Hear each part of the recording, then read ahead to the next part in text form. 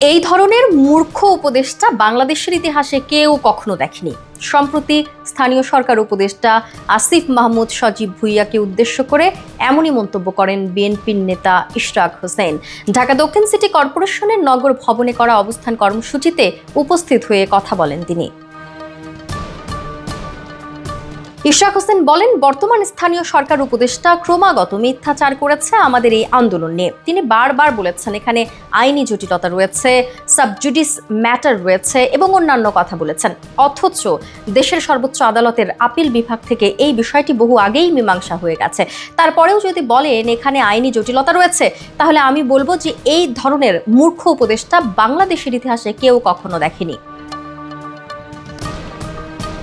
এই ব্যাপার তারা দেখেও দেখছে না, শুনেও শুনছে না।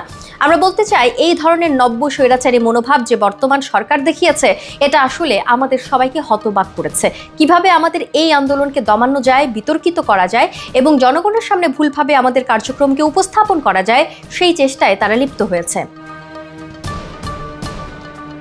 এর আগে গত কয়েকদিন ধরে আন্দোলন চালিয়ে যাওয়ার পাশাপাশি নাগরিক সেবা কার্যক্রমের অচল অবস্থা কাটাতে নিজেদের তত্ত্বাবধানে ঢাকা দক্ষিণ সিটি কর্পোরেশনের কার্যক্রম চালিয়ে নেওয়ার ঘোষণা দিয়ে আসছেন বিএনপি নেতা ইশরাক হোসেন।